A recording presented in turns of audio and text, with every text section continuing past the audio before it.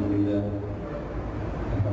الذي هدانا لهذا وما كنا لنهتدي لولا أن هدانا الله وما كنا لنهتدي لولا أن هدانا الله أشهد أن لا إله إلا الله وحده لا شريك له أشهد أن سيدنا ونبينا محمدا عبده ورسوله لا نبي بعده اللهم صل وسلم وبارك على عبدك ورسولك سيدنا محمد وعلى آله وصحبه ومن والاه أما بعد فقال الله تعالى في القرآن الكريم أعوذ بالله من الشيطان الرجيم كل نفس ذائقة الموت كل نفس ذائقة الموت ثم إلينا ترجعون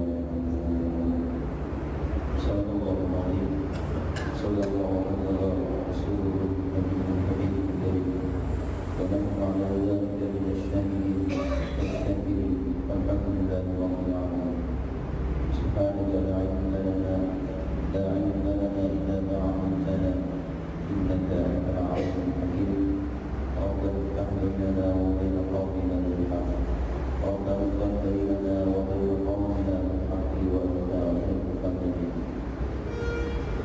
معاشر المسلمين والمسلمات hadirin hadirat jemaah Masjid Jami Khairul Izam rahmatullah. Pagi hari ini kita melanjutkan kajian tafsir Al-Quran yang mana sekarang kita sudah memasuki surat At-Takatsur. Kalau kemarin surat Al-Asr, sekarang At-Takatsur. Mudah-mudahan kajian tafsir ini bermanfaat khususnya untuk diri saya sendiri, dan mudah-mudahan Al-Quran telah menjadi syafaat kita di hari kiamat. Amin ya rabbal alamin. Sebelumnya mari kita sama-sama membaca surat ini. A'udzu billahi minasy syaithanir rajim.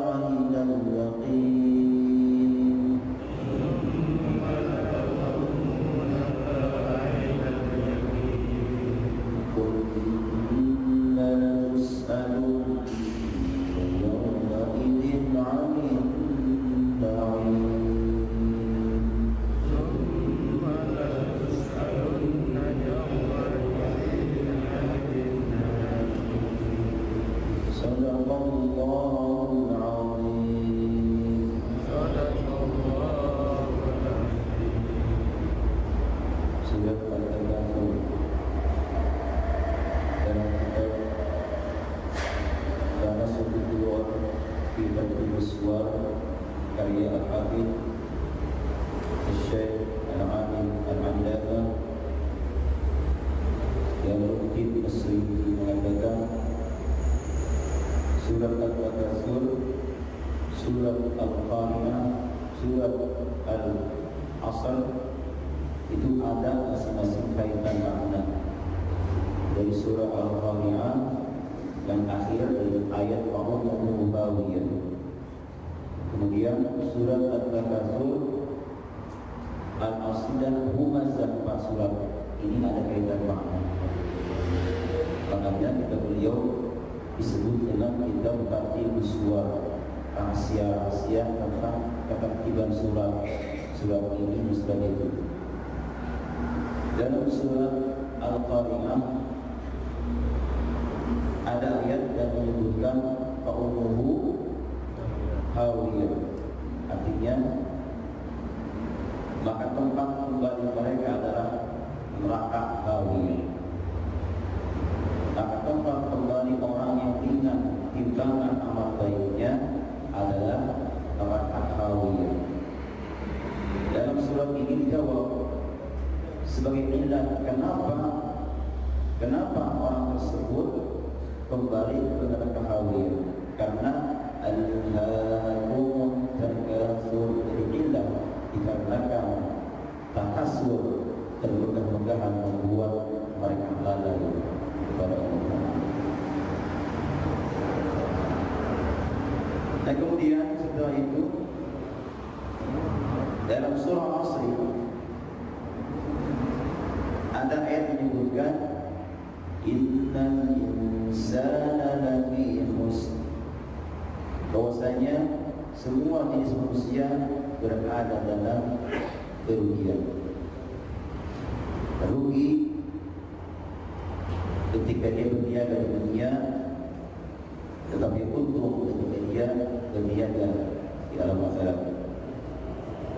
Oleh karenanya setelah ayat ini turun surat Al-Humazah. Siapakah orang ini? Dia adalah alladzi jama'a malahu wa 'addada yahsabu anna malahu akhlada.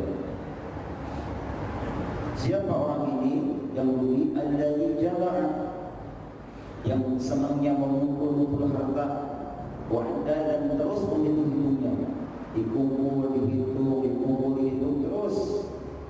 Kenapa?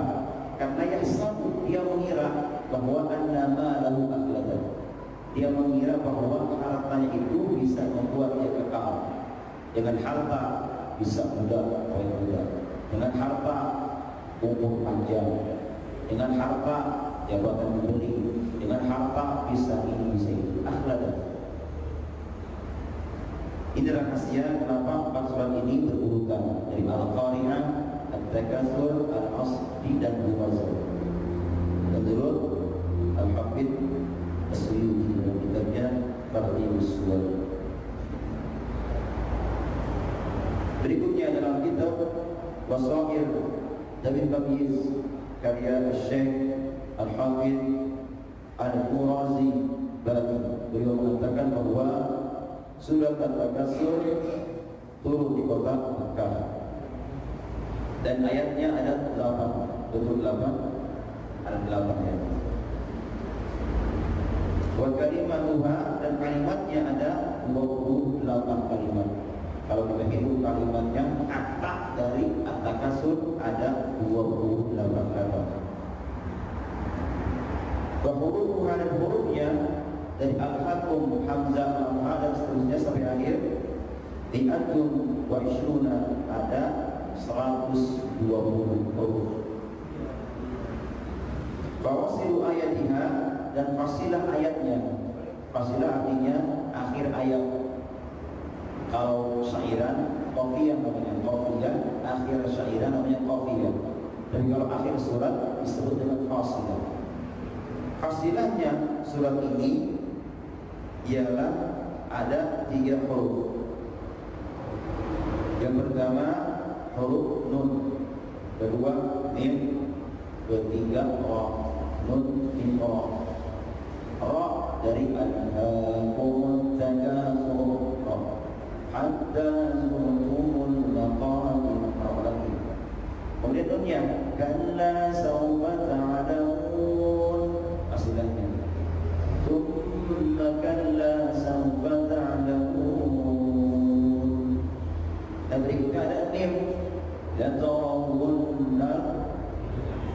Mim. Itulah indahnya Al-Quran.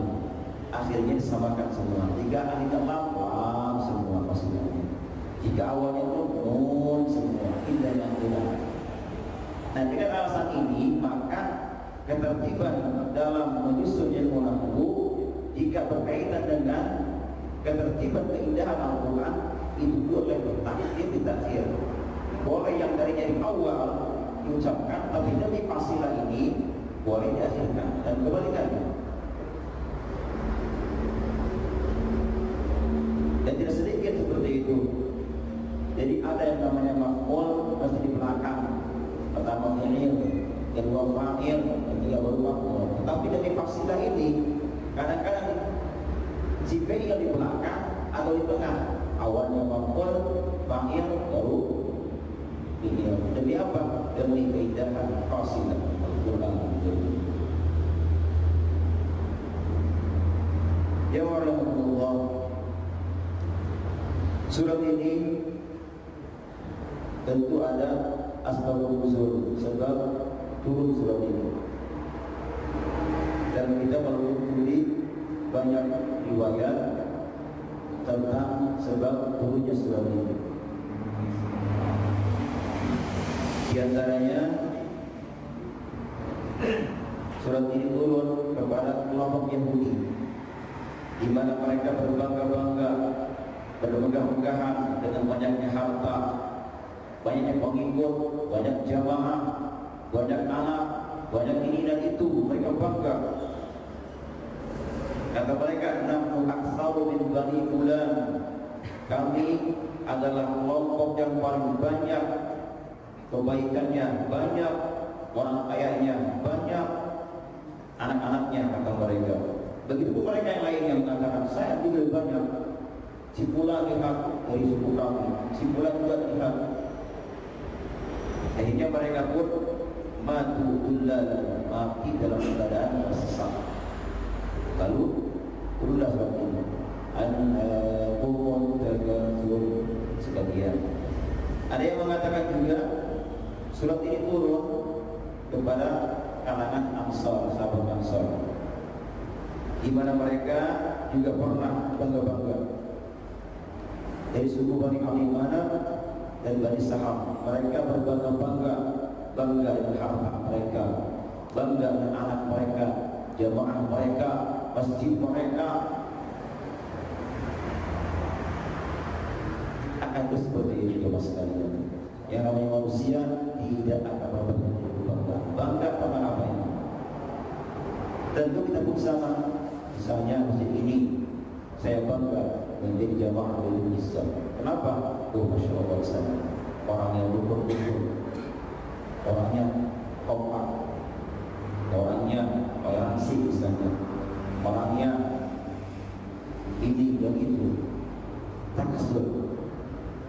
Oleh karenanya di sini, setelah mereka sahabat bangga dengan anak, bangga dengan harta, turunlah surat Al-Haakumut Takatsur. At-Takatsur membuat mereka lalai dari doa kepada Allah.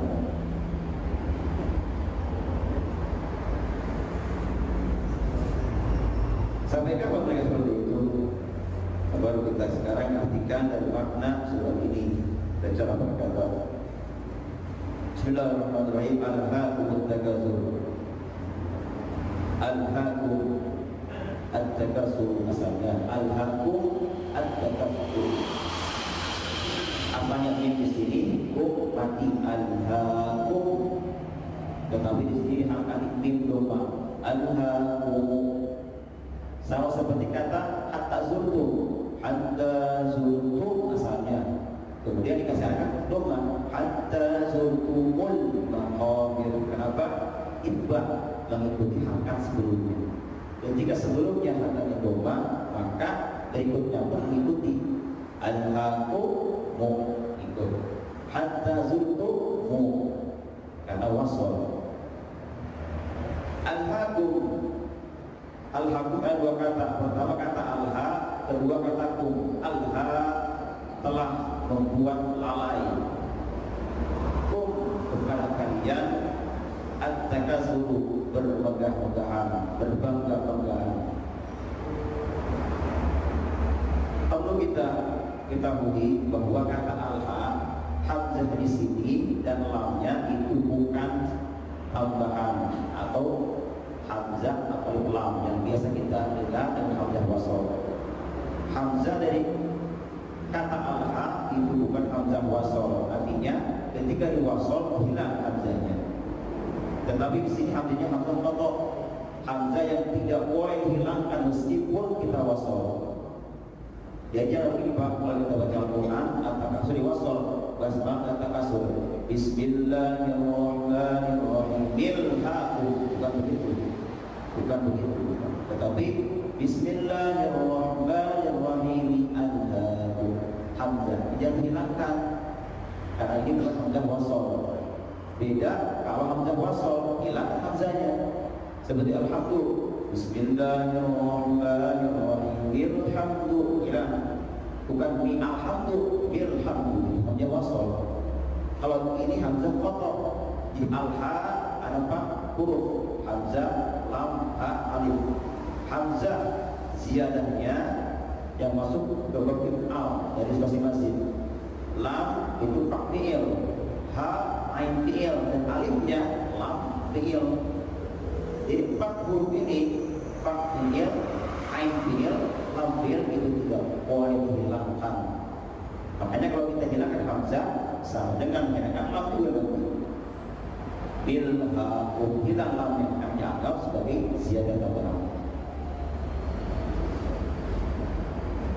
Paham ya? Insyaallah.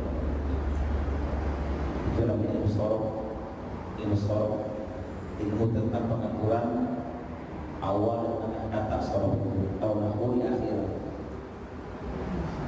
Jadi al-hakum telah membuat lalai kepada kalian at-takatsuru, bermegah-megahan membuat kalian lalai. Dari apa? Para ulama tafsir berbeda pandangan tentang bermegah-megahan ini. Apakah dari sisi kita bangga kita jadi orang yang soleh atau apa? Disebutkan di sini dalam Al-Qurtubi bahwa maksud bermegah di sini ialah dengan amwal, aulad, tasyagul bil ma'ash wal tijarah. Maksudnya bangga dengan hartanya yang banyak, bangga dengan usahanya yang banyak, gajinya besar, bangga dengan punya anaknya dari semua, ada jadi dokter misalnya, jadi jenderal misalnya, bangga seperti itu. Akan seperti terus kita hanya orang tua pasti akan bangga jika anak kita seperti itu.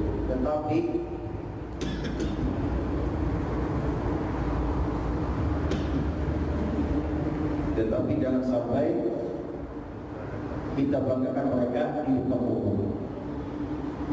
Jangan sampai seperti itu. Kita punya anak cantik besar, kita punya anak yang sukses dalam usahanya besar, jangan pernah ceritakan di depan umum.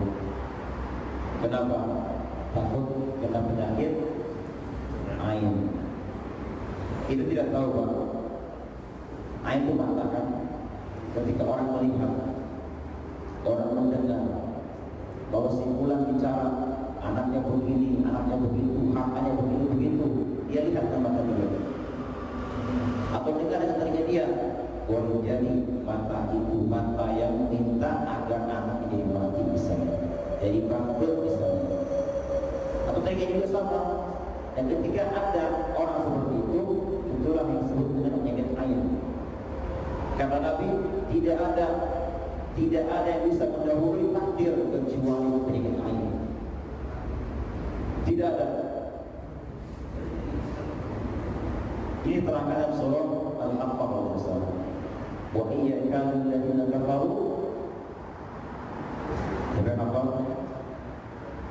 Ayyuhalladzina nabi absarihim. Di dalam tafsir ini diterangkan bahwa ketika orang bangga dengan seperti itu, maka orang di bangganya itu akan berubah nanti. Yang tadinya dia sehat, jadi sakit. Sama aja kita punya anak atau punya jabatan, jangan diceritakan ke yang lain. Khawatir ada ain yang tidak ikhlas, ada ain yang tidak ridho. Dia punya kisah nyata. Saya punya teman, dia mengharapkan punya anak laki-laki, lalu Allah kasih laki-laki. Dan subhanallah, anaknya luar biasa, sangat-sangat cakep, ganteng, saya akui. Dan dia posting di mana, di status anak saya. Semua orang memuji dia, sangat-sangat luar biasa cakep. Tetapi subhanallah, tidak lama anak itu sakit dan meninggal. Kenapa? Boleh jadi itu adalah penyakit air. Jadi jangan pernah kita bangga dengan apa yang kita miliki. Kenapa? Boleh jadi ada yang air kepada kita.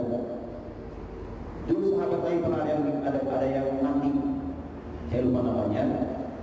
Ada yang mandi dan dia punya pohon tubuh yang bagus, tubuhnya bagus, bersih, mulus, putih dan kekal. Dia mandi. Nah, sahabat yang lain melewati orang itu yang mandi, tanpa sengaja dia melihat ke sahabatnya yang sedang mandi. Begitu dia lihat, kaget, dia takjub, subhanallah. Ternyata badannya bagus, ternyata badannya begitu. Nah, akhirnya tidak lama pingsan yang mandi itu. Diobati ini itu tidak mempan, sama sekali tidak mempan. Sampai dia mengatakan, siapa di antara kalian yang telah membunuh sahabatnya ini? Membunuh ya. Artinya apa? Artinya kita banggakan orang di depan ini. Kita banggakan saja bangga. Subhanallah, takjub itu orang ternyata tidak benar. Dan ternyata kata Nabi, gara-gara ucapan itu dia seperti ini. Bagaimana obatnya?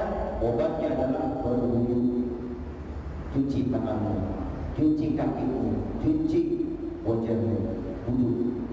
Kemudian airnya nanti disemburkan kepada orang itu. Itu penyakit air. Nah, makanya jangan pernah kita bangga dengan apa yang kita miliki. Karena kadang-kadang perkara itu bisa lenyap seketika. Kalau kita punya kebaikan, punya nikmat, maka langsung bersyukur kepada Allah Ta'ala. Ketika kita dapat musibah, dapat balai, langsung sabar. Kata Allah dalam Al-Quran, "Likai la ta'sau 'ala ma fatakum wa la tafrahu bima atakum." Likai la ta'sau 'ala ma fatakum. Jangan pernah kita putus asa, putus harapan, sedih ketika kita luput dari apa yang kita inginkan. Sholat saya datangnya dari tidak dapat barang misalnya, gara-gara sholat dari pelanggan saya kabur misalnya. Jangan pernah seperti itu. La ta'sau 'ala ma fatakum wa Allah. Jangan pernah kalian putus asa, sedih gara-gara luput sesuatu yang kalian inginkan. Yang kedua, wala tafrahu bima atakum. Jangan kalian gembira, senang luar biasa terhadap apa? Ala ma atakum, terhadap nikmat yang datang kepada kalian. Bisa jadi nikmat itu bisa membunuh kita. Kita tidak tahu nikmat ini apakah yang baik buat kita apakah buruk. Kadang-kadang nikmat yang menurut kita baik itu buruk bagi Allah. Balai musibah yang ada pada kita itu adalah hal yang buruk, tetapi baik menurut Allah Ta'ala. Betul nggak Pak? Satu kisah kita pernah mendengar seorang imam besar namanya Malik bin Anas, muassis atau pengimam Zaidullah, namanya Malik bin Anas, Hanafi, Maliki, Syafi'i dan Hanbali. Imam Maliki Bang dinikahkan dengan perempuan yang belum pernah dilihat sama sekali, dicadarin, hidup wajah terus. Malam pertama dia berharap istrinya adalah seorang yang cantik cerita, pokoknya dengan seorang perempuan. Dia ingin seperti itu. Begitu malam pertama terjadi, Imam Maliki menyuruh orang dibuka cadarnya. Dia kau dibuka di bawah. Begitu dibuka iqamnya, kaget luar biasa dan Anas. Ternyata istrinya tidak atau bukan orang yang dia harapkan. Begitu wajahnya.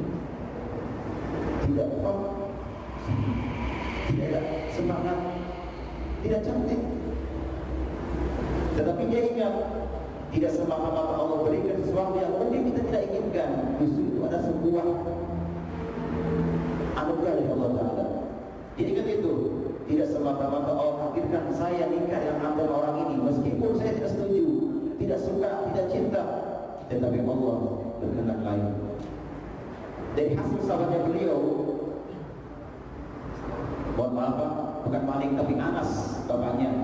Mohon maaf, Anas bapaknya beliau. Bapaknya Imam Maliki namanya Anas. Nah beliau nikah dengan perempuan yang tidak dia harapkan. Beliau sadar ini takdir dari Allah Ta'ala. Akhirnya ternyata hasil sabarnya beliau Anas ini, beliau melahirkan seorang Malik bin Anas, imam besar Malik bin Anas, berkat sabarnya. Alhamdulillah. Jadi apapun yang kita, apa yang menimpa kita, apakah nikmat ataupun musibah, jangan dianggap itu sebuah keburukan atau kebaikan. Kembalikan semua kepada Allah Ta'ala. Yang buruk dari Allah, yang baik dari Allah. Kita ingat Pak, Allah mengatakan dalam Al-Quran, asa an taqrabu syai'an wa huwa khairun lakum, wa asa an tuhibbu syai'an wa huwa syarrun lakum. Boleh jadi apa yang kamu benci, boleh jadi apa yang kamu benci, Allah jadikan kebaikan di dalamnya. Dan boleh jadi apa yang kita sukai itu buruk di mata Allah. Allah kabul dan kita tidak kabul. Jadi kalau kita dapat musibah, jangan sampai kita bersedih hati. Ada hikmah di balik itu. Jadi alhaakumut takasur, bermegah-megahan membuat kalian lalai. Sampai kapan seperti itu? Hatta zurtumul maqabir. Sampai kapan? Sampai hatta zurtum, sampai kalian ziarah panasnya itu, sampai kalian ziarah al-maqabir, ke kuburan. Nah, asli dari zurtum. Zara, zaru, zarata, zurta, zurtuma, zurtum. Jadi zurtum ini adalah kiasan dari zara, yazuru, ziyaratan.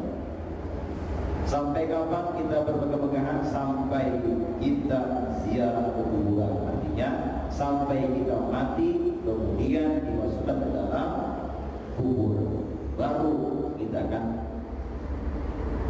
takasur lagi, tidak akan pernah berbangga-bangga lagi.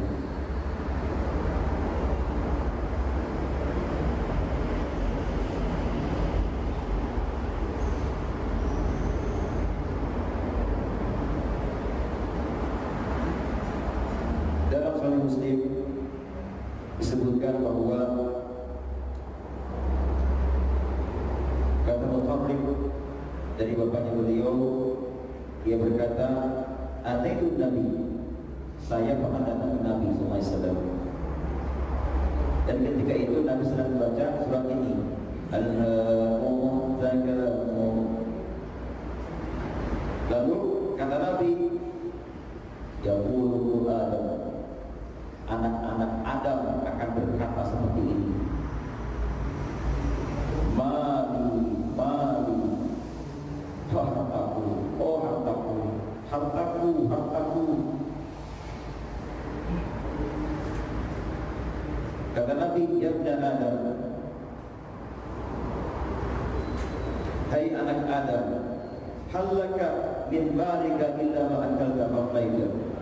Hai anak-anak Adam yang bangga dengan hartanya, tidak ada hartamu melainkan apa yang kamu makan, apa yang kamu pakai, dan apa yang kamu sedekahkan atau berikan. Itu hartamu.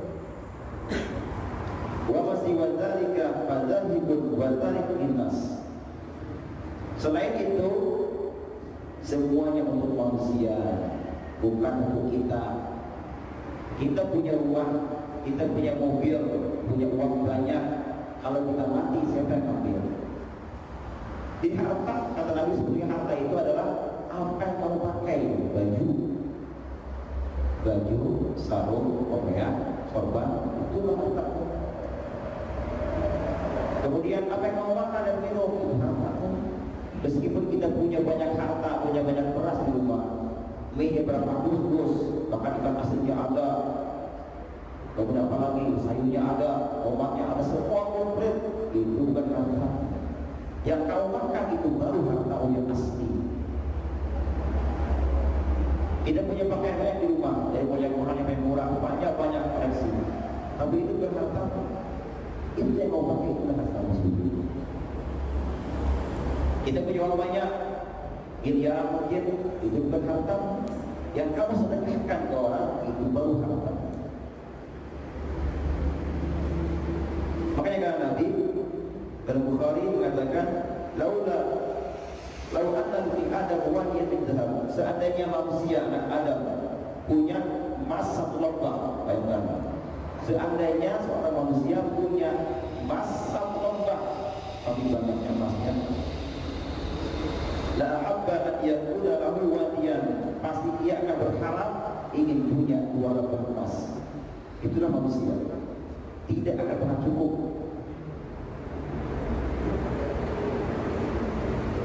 Warnanya berapa itu turun, sementara tidak akan pernah ada yang memenuhi mulutnya kecuali itu tanah sebetulnya, tanah dan tanah, bukan emas. Itu ya Bapak. Kalau kita kembali pada tadi, ternyata harta kita itu tidak ada apa-apa. Kita orang biasa, semua titipan Allah Taala, dan semua titipan akan kembali ke si penitipnya. Allah titipan kita mobil, rumah, kemudian badan kita ini, dari mulai tangan, mata semuanya itu dari Allah Taala titipan buat kita. Apakah dijaga dengan baik atau tidak? Dan semua akan ditanya dari Allah.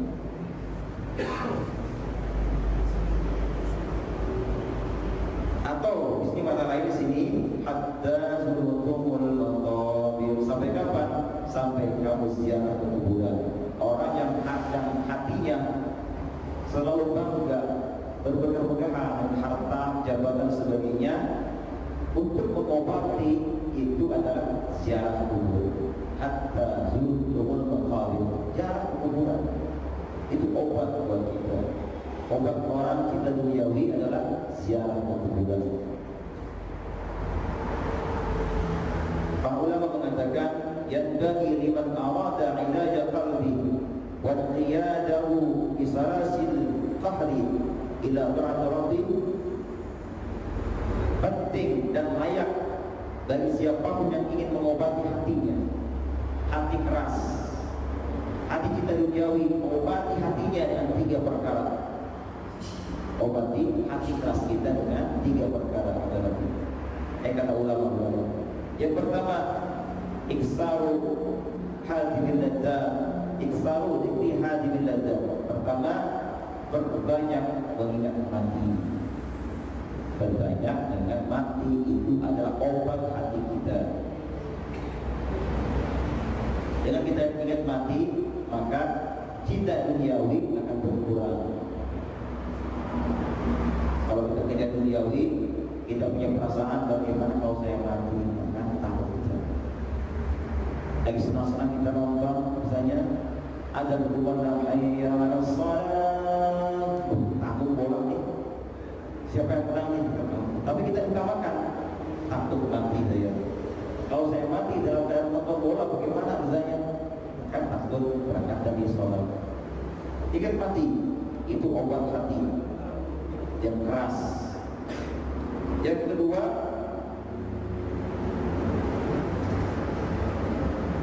muwadzabatu musyahadatil muhtadhirin, sering-sering melihat orang yang sakaratul maut. Itu obat yang kedua. Sering-sering menyaksikan orang yang sedang sakaratul maut. Lihat bagaimana tangannya, matanya, mulutnya seperti maut. Kita seperti itu. Itu obat hati. Dan yang ketiga adalah ziarah ke kuburan muslimin. Itu obat hati yang keras. Satu, berbanyak ingat mati. Kedua, sering-sering atau menyaksikan orang sakaratul maut. Ketiga, ziarah kubur. Karena tujuan ziarah kubur adalah mengingatkan kita terhadap alam akhirat, mati. Besar manfaatnya itu mas kalian. Ingat mati besar manfaatnya. Sampai kata Nabi dalam hadis Aisyah radhiyallahu itu minimal kita ingat mati sehari semalam 20 kali. 20 kali minimal kita ingat mati. 20 kali kamu tidur, alhamdulillahilladzi ahyana. Alhamdulillah masih hidup, ahyana masih hidup.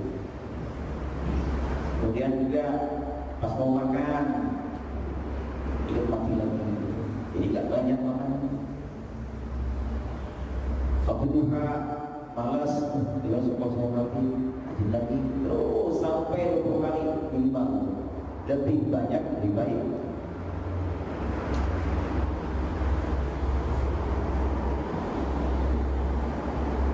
Mungkin kalau kita menyaksikan orang sakaratul maut jangan terjadi, karena nggak mungkin tiap hari kita lihat orang sakaratul maut. Tapi kalau masalah ingat mati itu bisa kita adakan, kita bayangkan setiap waktu kita. Dan itu bersama jalan kubur bisa kita luangkan waktu kita untuk datang kepada orang yang di dunia, terutama keluarga kita, guru kita, akan menziarahi mereka. Apa tujuannya? Tujuannya adalah agar kita ingat mati. Lihat ya satu kubur di sana. Kita akan seperti itu nanti. Oleh karenanya, karena ini ingat mati ini atau ziarah kubur ini adalah sesuatu yang positif dan baik. Dulu Nabi pernah mengatakan, pernah melarang ziarah. Dulu kata Nabi, "Kuntu nahaytukum an ziyaratil kubur." Dulu atau pada awalnya aku larang kalian untuk ziarah kubur dulu. Karena waktu itu imannya para sahabat belum begitu tebal. Akhirnya dikatakan tidak boleh ziarah. Lalu lain hari kata Nabi, beliau katakan fazurul kubur, fazurul al-kubur, datangi ziarahi kuburan. Karena apa? Karena fa innaha tazharu bid-dunya wa tudzakkirul akhir. Dengan kita ziarah kubur, kita akan subur dalam hal dunia dan ingat alam akhirat. Itu berkaitan ziarah kubur. Nah, oleh karenanya di sini kalau kita ziarah Pak, di sini ada adab-adabnya. Bagaimana adab kita ziarah kubur? Pertama diantaranya, begitu kita masuk ke tempat makabir kuburan, kita ucapkan salam kepada semua ahli kubur. Tidak usah panjang-panjang kalau kita hafal Assalamualaikum, cukup. Mereka akan jawab salam kita, Waalaikumsalam.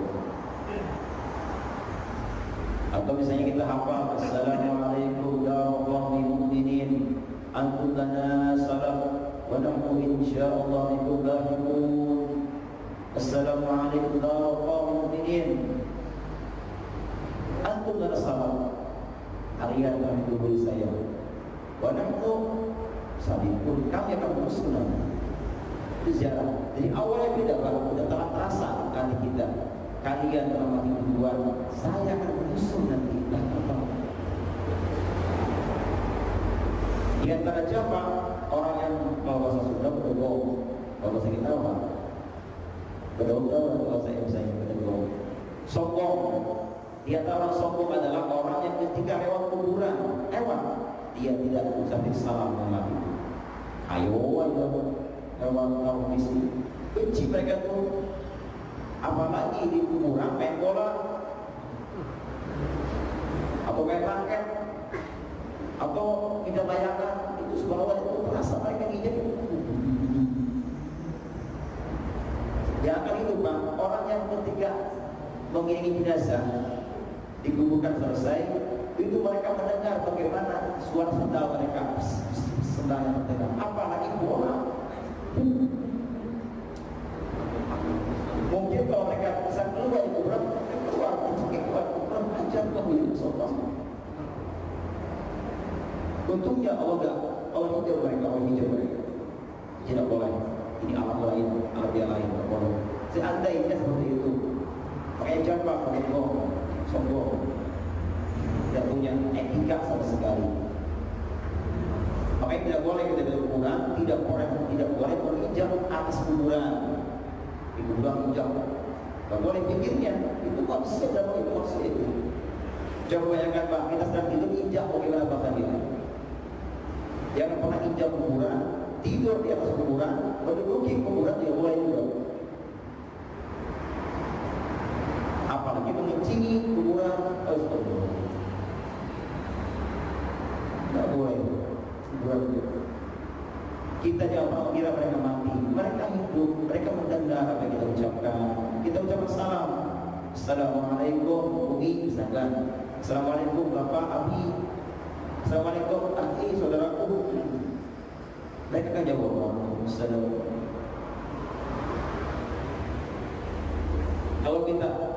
Kalau kita peduli kepada mereka, jadi kita masuk kuburan, bacakan apakah yang kita baca Fatihah sekali, sholawat, doa, itu mereka senang.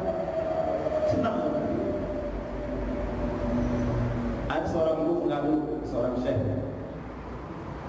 Ini dalam kitab Al-Qurtubi Mukhtasar Al-Ghazali. Dia mengadu, wahai syekh, saya punya anak disiksa dalam kuburan. Dia menangis. Bagaimana syekh? Kata syekhnya, berarti anakku berusaha. Nangis ibu ini. Lain hari yang lagi ibu ini. Anaknya subhanallah senang, nyaman dalam kuburan. Ditanya, wahai anakku, kenapa sekarang kau senang? Dia seperti kemarin. Wahai Umi, alhamdulillah, ketika itu ada seseorang orang yang soleh melewati kuburan kami, dia salam ke kami dan membaca sholawat ke kami, pahalanya untuk kami ada di situ. Alhamdulillah. Berkah dari sholawat untuk mereka yang mati di tempat itu, Allah angkat adanya. Makanya kalau kita kuburan, pakai adab-adabnya. Anggap dia itu hidup. Ini kuburan yang misalnya dia, ini kepalanya, ini kakinya. Biasanya kalau kita berkomunikasi dengan seseorang, apakah di sampingnya, atau di sini, atau di sini? Ini kepalanya, ini kakinya. Kita ingin ngobrol, apakah di sini, apakah di sini, atau di sini? Tilqa awaji, di sini, di sini, di sini, tilqa. Kita kan komunikasi. Assalamualaikum Bapak, di kakinya kita. Assalamualaikum. Kita dia berdiri. Kalau di sini nyampe dong. Atau misalnya dia menghadap kiblat, mana kita? Kesana, di situ bisa. Assalamualaikum.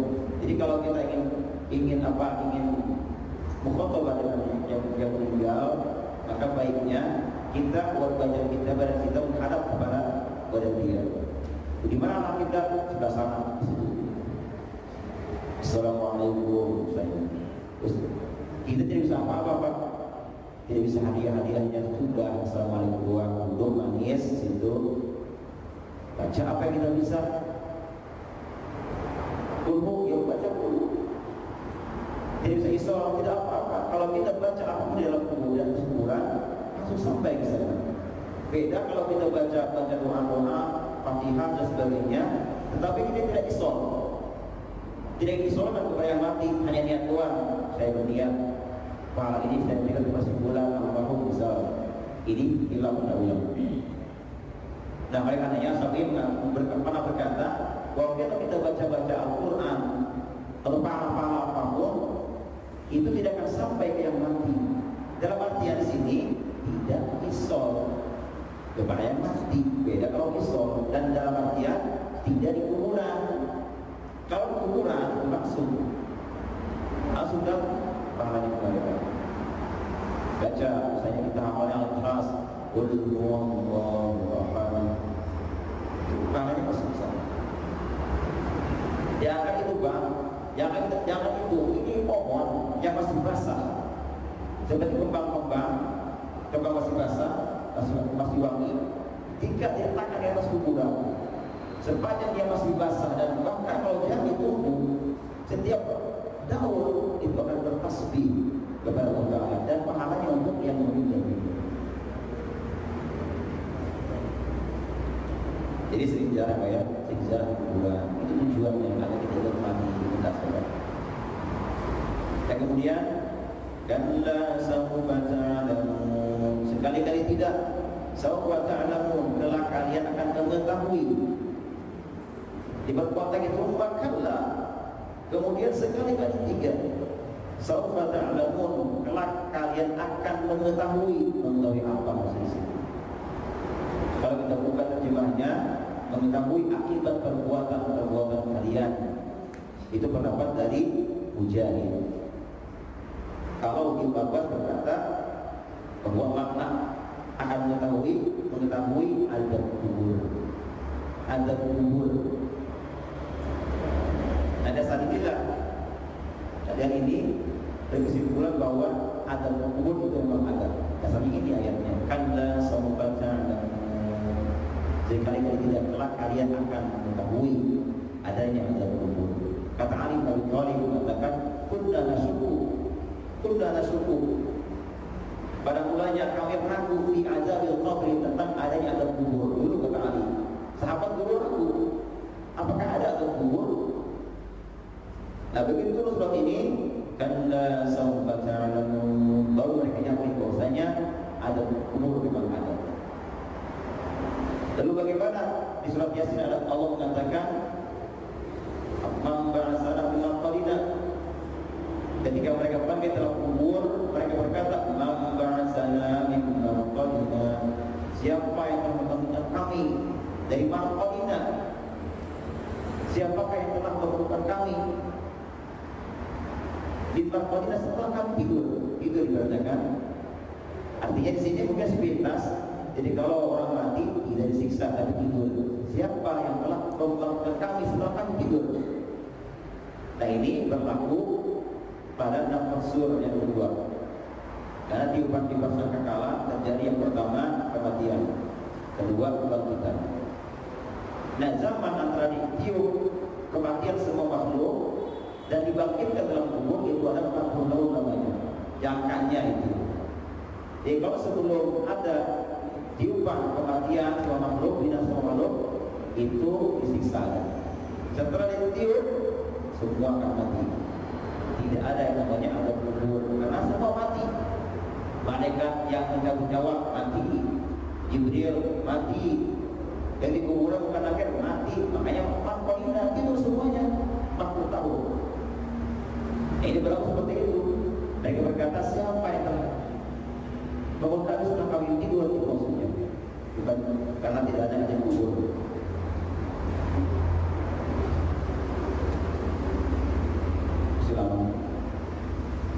Selamat Islam kemudian lagi Islam berapa? Sudah masuk Islam? Sudah. Apa kita sholat dulu? Lanjutkan bagaimana? Apa kita sholat dulu? Jeda dulu? Langsung aja. Kalla lau ta'lamuna 'ilmal yaqin. Sekali-kali tidak. Lau ta'lamuna 'ilmal yaqin. Sekiranya kalian mengetahui ilmu yakin. Yakin, keyakinan yang didasari dengan ilmu. Pastilah bahwa jahim, kalian sungguh benar-benar akan melihat neraka jahim. Jadi seandainya kalian mengetahui dengan ilmu kalian tentang hari kiamat, tentang neraka, tentu kalian akan melihatnya. Jadi kita mengetahui, meyakini sesuatu dengan ilmu. Ada yakin orang dengan ilmu, yakin orang dengan air, dengan mata kepala dia. Ada orang yakin dengan gara-gara hakul yakin, dan melihat, menyaksikan, membuktikan langsung. Ya kita ada tiga Pak. Ada ilmu, ada ain, ada hak. Ilmu yakin, ainul yakin, hakul yakin. Ada yakin didasari dengan ilmu. Misal saya percaya adanya alam akhirat, ada kubur, kan tidak ada. Kita lihat, tapi yakin begini. Saya yakin Allah Maha ada, Maha Satu. Saya, nah ini apa dasarnya? Yang kedua, ada yakin dasarnya apa? Ain, melihat langsung. Misal ada orang berkata ini baru asli, kita lihat orangnya, oh ini orangnya nih kurang percaya, saya bohong. Tapi kita lihat langsung tempatnya, ternyata benar, langsung diambil dari usahanya, diperas. Nah, baru Ainul yakin karena melihat langsung. Yang ketiga, yakin tidak dengan ilmu, tidak dengan dilihat, tapi hakul yakin dirasakan langsung. Allah asli. Tiga. Sekarang Pak, sekarang kita dijanjikan Allah Ta'ala ada surga, ada neraka. Kita yakin dengan apa? Ilmu.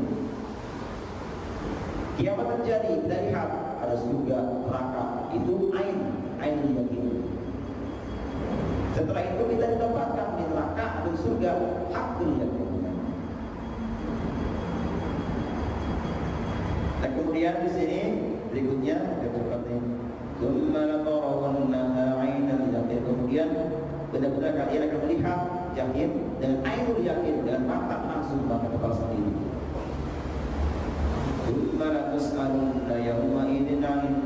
Dan kemudian kalian akan ditanya kelak pada hari itu tentang nikmat apapun akan ditanya di hari kiamat nanti. Suatu hari ada sebuah riwayat tadi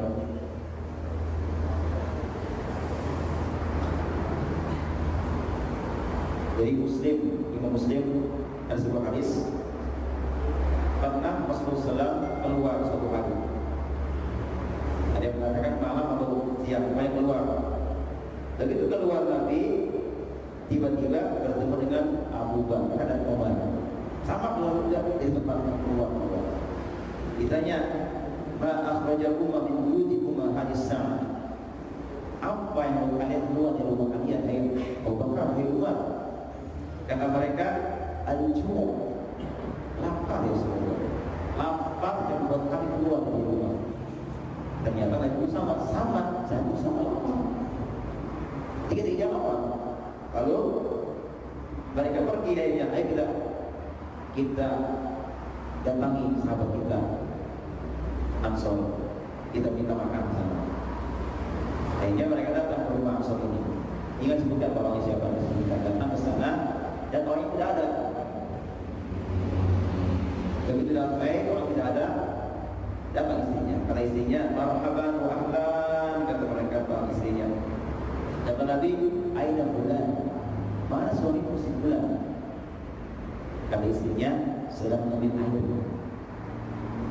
Tiba-tiba datang orang itu datang, lalu Nabi pun melihat sahabatnya datang buah air itu. Lalu dia berkata, kata orang yang datangi, alhamdulillah, ma ahadun al-yawma akramu athyaban minni. Tidak ada seorang pun pada hari ini yang paling mulia ditemui daripada aku, kata dia. Jadi pergi membawa apa? Membawa satu tandan kurma. Dibawa kurma, masih segar-segar, kemudian bawa air minum. Kata dia, silakan dimakan.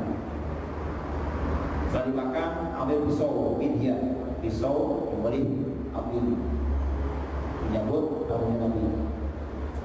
Setelah dimakan, disiapkan dagingnya, kurmanya, airnya. Apa kata Nabi? Setelah mereka kenyang, Nabi kenyang, ubah kenyang, kata Nabi, walladzi nafsi biyadihi, demi Allah yang jiwaku ada dalam genggamannya, la tus'aluna an 'aini hadzal yawm. Kalian akan ditanya kelak dari kiamat tentang nikmat yang baru saja kita nikmati. Nikmat makan kurma, minum air, dan daging. Semua nikmat akan ditanya pada hari kiamat.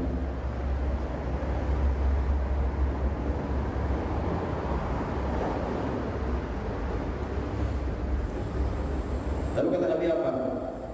Kata sahabat, apakah kita akan ditanya tentang ini ya Rasulullah? Kata Nabi, na'am, kita akan ditanya. Illa salas, kecuali ada 3 nikmat yang tidak akan ditanya. 3 nikmat yang tidak akan ditanya. Yang pertama apa? Yang pertama, kasratu yasuddu biha ju'atahu. Yang pertama, suapan-suapan makanan yang sekiranya mencukupi, membantu badan kita untuk bisa bangkit berdiri. Artinya makanan yang bisa menyambung nyawa. Kita mau mati, kalau tidak makan mati. Nah, kira-kira makan yang kita makan seberapa besar jumlahnya? Sekiranya kalau setengah piring cukup untuk membuat kita lanjut nyawa kita, maka segitulah ukurannya yang tidak akan ditanya. Lebih dari itu akan ditanya. Makanya kalau makan jangan belum kenyang. Lagi 3 Pak ya.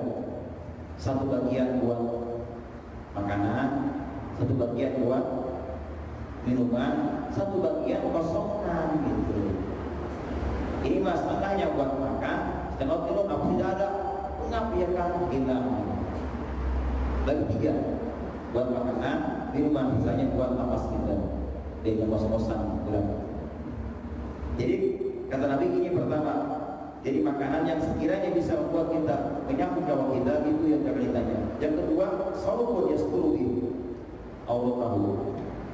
Kedua, pakaian yang hanya bisa menutupi aurat kita, itu yang tidak akan ditanya. Baju yang sekiranya bisa menutupi aurat kita, itu lebih dari itu akan ditanya. Laki-laki di mana auratnya? Dari dengkul sampai pusat. Nah, yang menutupi itu yang ditanya. Lebih dari itu ditanya. Sorban, pakaian, Jakarta, apa lagi? Itu ditanya nanti.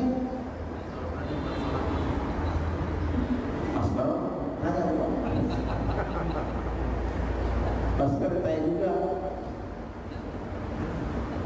Dan yang ketiga adalah al-juhrir ya'wi bihi ilahri walau bilhaku. Ketiga adalah kamar, ruangan sekiranya bisa kita berlindung di atas, di bawahnya dari matahari, dari hujan, itu saja. Lebihnya ditanya. Ada dapur,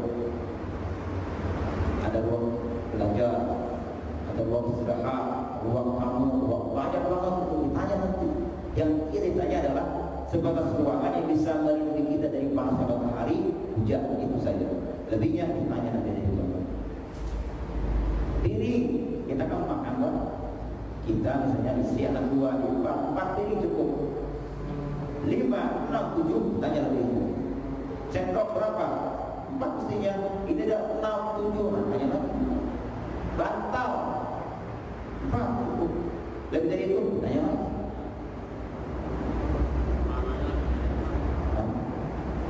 Masker cukup 1, ini sudah 1 buah. Tanya lagi.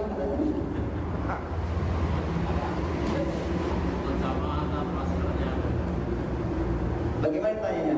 Nanti ditanya lebihnya, dari mana kamu dapat ini? Dari usaha apa? Kerja di kantornya. Kantornya kamu apa? Jam berapa kamu kerja? Jam 5 sampai 10. Jam 5 sampai jam 7 saja, sampai jam 5. Di situ kamu pernah bolos tidur 1 jam, tapi kamu makan jam 10 itu. 1 jam kamu lalai di situ. Kenapa kamu lalai? Tuh, saya nggak pernah jam 8 sampai jam 5 tidak pernah seperti itu. Semuanya juga istirahat. Kemudian kamu naik apa? Naik motor. Motor siapa? Mau banyak nggak selesai pakai 1 tanya. 1 macam ditanya. Ganti berhenti. Kemudian lainnya. Makanya yang paling terakhir di surga adalah orang yang banyak hartanya, banyak maskernya, banyak bantalnya, banyak. Kalau yakin akan ditanyakan hari kiamat tentang semua nikmat-nikmat yang kita alami, nikmat apapun, nikmat sehat, hanya. Dan makanya kalau kita ingin kamu tanya, kata Nabi misalnya apa? Pesan Nabi, man qala fi nisbihi, barang siapa yang mengucapkan ini di pagi hari, aku ketika sore hari, maka kata Nabi, faqad adda syukra dzalikal yaum atau dzalikal lail, maka sama dengan terang syukur Allahumma ma asbaha bi min ni'matin aw bi ahadin min khalqika faminka wahdak la syarika lak walakal hamdu walakal syukur. Ini doanya banyak sekali bagi hari. Jadi kita sehari itu ada nikmat-nikmat yang banyak, udah tercukupi dalam waktu ini. Nah, di saya baca lagi bukan mas Allahumma ma'aksa di nikmatin sampai selesai. Baik, insyaallah nikmat semua nikmat akan terwakili dengan doa ini.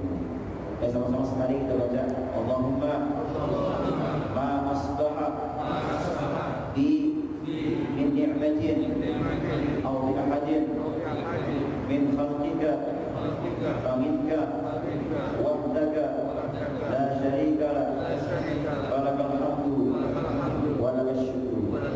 Artinya apa ya Allah, nikmat apapun di pagi hari ini aku datang dari siapapun nikmat itu murni semua dari puji syukur hanya untuk itu artinya hanya pantas. Jadi kalau saya mau dicatat, kalau kita sangat berdoa Allah